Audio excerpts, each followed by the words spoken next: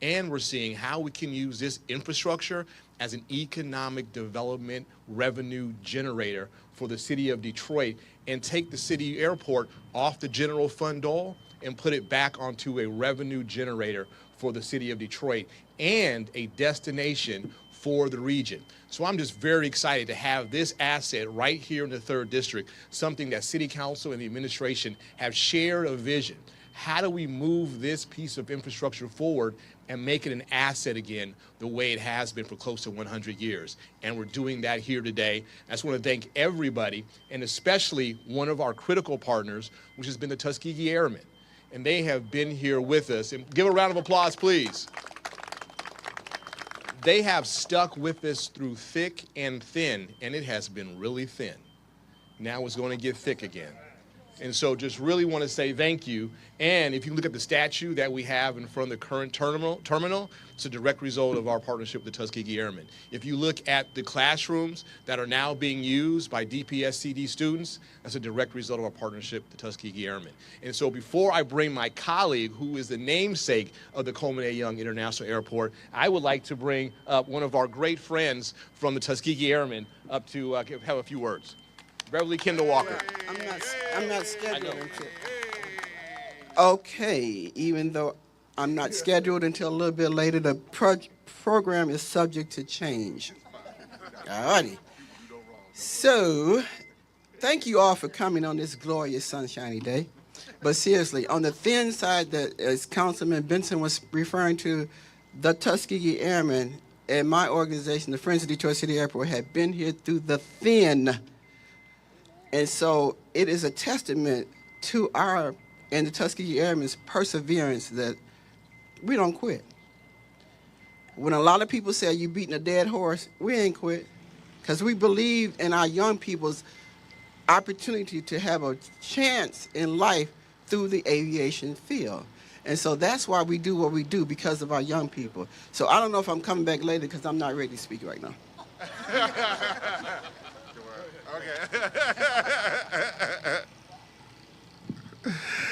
Hello, everyone.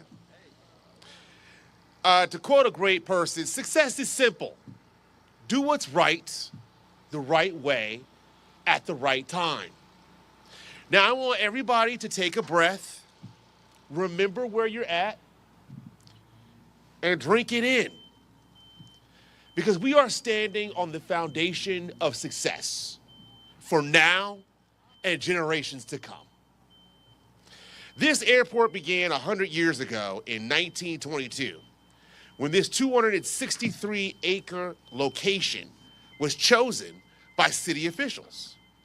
5 years later, the first Detroit City Terminal was dedicated, and the first aircraft landed 95 years ago tomorrow on October 14th, 1927. This was the premier airport in the Detroit area until 1947, when most of the flights moved to Willow Run Airport, followed by the Wayne County Metropolitan Airport. In 2017, this airport's revenues increased by 40%, with an increase in private and corporate flights under the current leadership. It is with great honor and full expectation that I am participating in this phenomenal day of an exciting future for the Coleman A. Young International Airport. I want to thank my colleague Scott Benson for his work as chairman of the Coleman A. Young International Airport Task Force. I especially want to thank Mayor Duggan for his long-range vision, impetus, and excellent leadership in pressing for the completion of the airport layout plan. It is because of Mayor Duggan's extensive and successful experience with Wayne County Metropolitan Airport that has brought us to this point. We are at the point we are here to discuss today because of the ability for the Coleman A. Young Airport to receive multi-million-dollar FAA grants and make it an economic engine for Detroit, which was my father's dream. But it is because we have done the work that was needed under the mayor's leadership and the execution of Group Executive Brad Dick and Airport Director Jason Watt. Let's give a round of applause to them again, please. Let's hands together. One time.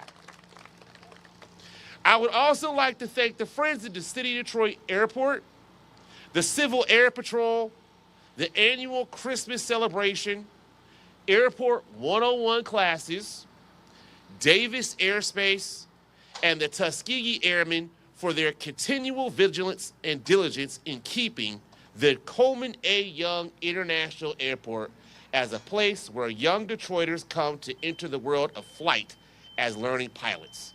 I know my father would be very proud. Thank you. And now I want to bring back Brad Dick. Thank you. Director Brad Dick. All right, I had the distinct honor of bringing up Jason Watt, the airport director. Jason and I have been working together for several years now.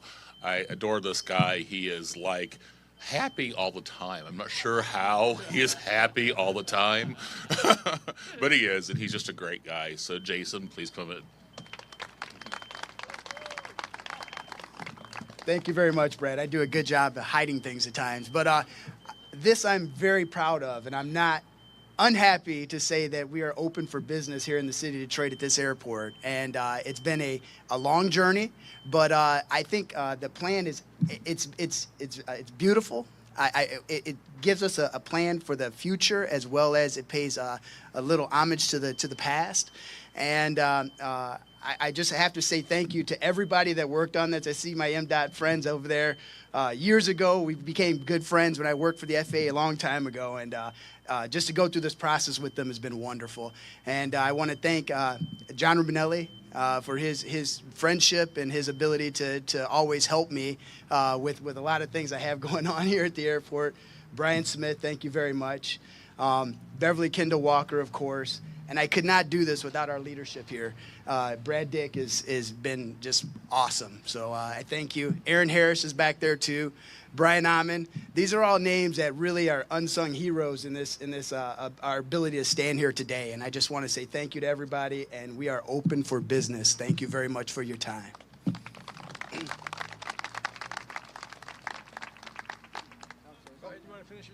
know what? And let me go ahead and pass this to superstar Beverly Kendall Walker. Bless your heart. So there are so many people who are here that continue this vision. But the main person I want to point out is Mike Trott, who used to be the airport director here. And so the two best airport directors I ever knew are here today. Isn't that awesome? Mike Trott, you know, a lot of times people, yeah, come up here. A lot of people work at a job they are appointed to under politicians, right? But they don't know what they're doing. However, Mike Trott and Jason Watt, they knew what they were doing. And so because of his vision up in Michigan, MDOT connecting with Jason's vision here, regardless to what administration Jason worked, because he's worked under several, they saw the vision at this airport. So I'm just so glad that it came together and we're at this point. Now, the mayor asked me earlier if I was happy. I told him almost 1%. And my reservation is whatever we do with that strip, whatever happens with it, I don't believe it's all etched in stone right now, because we want to see aviation-related industry come here. All right? Not just any old thing to come here. It's got to be something to augment what we're doing here. So, aviation related. Am I seeing? Beverly, one day you are going to be 100% happy, and my heart is not going to be taken. We close. We close. We close. We close. And so the other thing the mayor talked about was talking with Dr. Vitti and the Detroit School Board. We want them to commit to our young people, because he's here. I thought I heard somebody say he's here. DPS is in the house. Take that message. There you go. Yeah, that's right. There you go. take it back to Dr. Vitti because he made a commitment a couple of months ago that Davis Aerospace Technical High School is coming back to the Coleman A. Young International Airport where they belong. Because how can young people learn without being in the proper environment? And so they need to be back here. So we are just almost glad. Almost glad.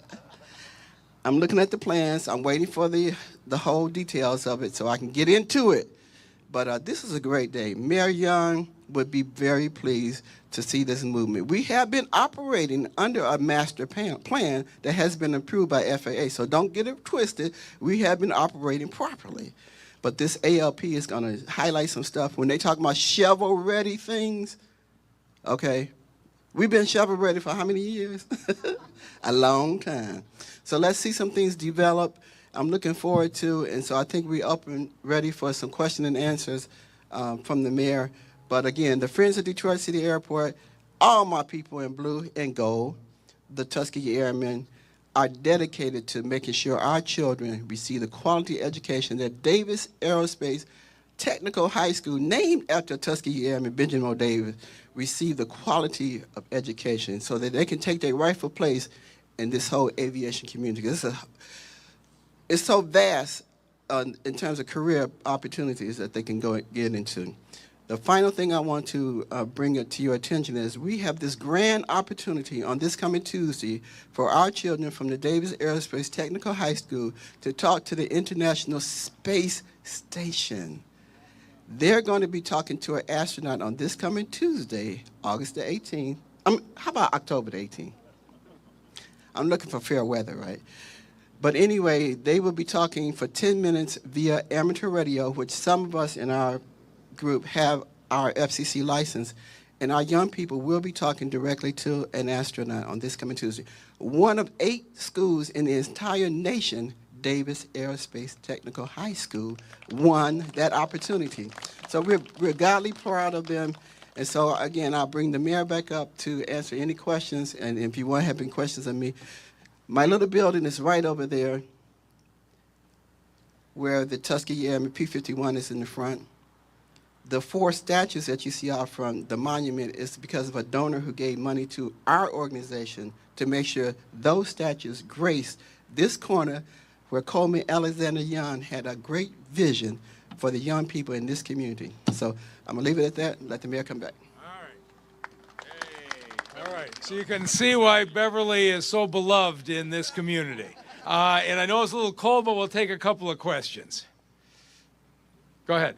Is this essentially the end of any hope to bring commercial aviation here again? There was no hope to bring commercial aviation for 30 years. So when Mayor Young could not find a way to move Graves, and the first year that I was here, Brian Amon's here, our lawyer, we spent a year trying to find a legal way to move Graves. There's no legal way to move those cemeteries. And so it has been effectively dead for a long time. Today, no pun intended, but today we are recognizing reality. The FAA's recognized reality, and we've unlocked access to $100 million because we're all in agreement on a plan.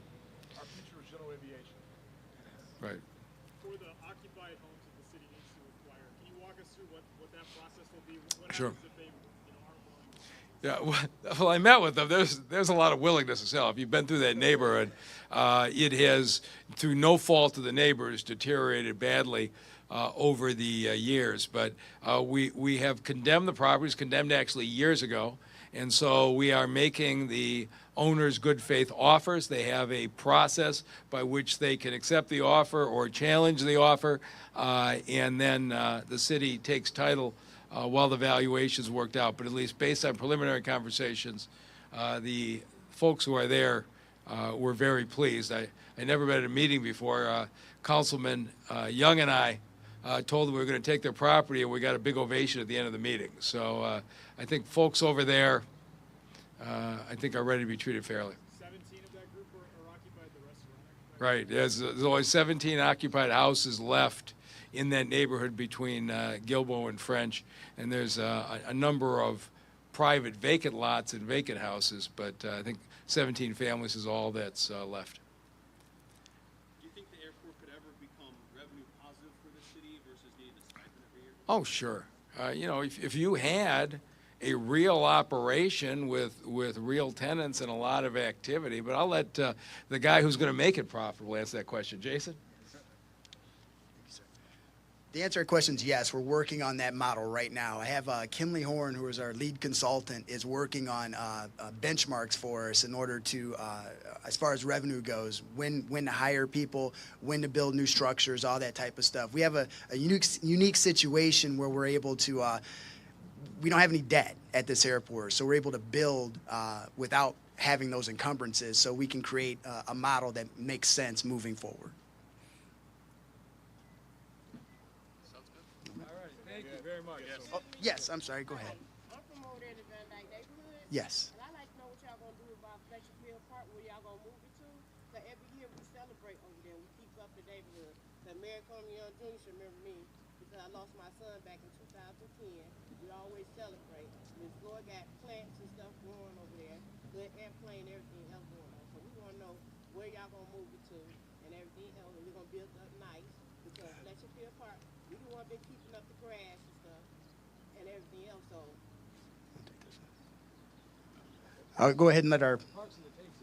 Yes, it is. Just tell her the truth. Okay. The park is in the take zone, and I know that the monuments that we have there are going to be relocated here to the airport, and in the future, if you guys wanted to do something as far as to honor your son or something like that, I'd love to have a conversation with you about how we might be able to do it in a different location. yes, and I like to have it right still in the neighborhood between Forest Line and my Olive. But we raised over there. So you're right. So that park is in the take zone. It's going to be within the airfield and in the safety zone. But we will work with you because there's plenty, as you know, plenty of vacant land nearby. We will work with you to find an appropriate place in the neighborhood. Does that sound good? Yes, I like to leave y'all my number and Ms. Floyd. Okay. All right. I got a feeling that you're not going to leave us alone until we reach an agreement. But I don't see any problem with us doing that. Okay. All right. Go ahead. One last question. Yes, sir. You know, you of course look across the street. You got 500 new jobs at the Lear plant, which seemed far-fetched just a couple of years ago. There is enormous demand out here. You got my father went to high school across the street at De La Salle, which is still vacant lot available for development after all these years. So I think there's going to be a lot of opportunity for jobs in this area. And I know from the companies I'm talking to, they wanted a decision on the Coleman Young International Airport. They wanted to know what the future was going to be. They want to know there was going to be first-class facilities and a safe airfield here. I think now that we can tell them that, it's going to open up a lot of opportunities. All right, thank you all very much.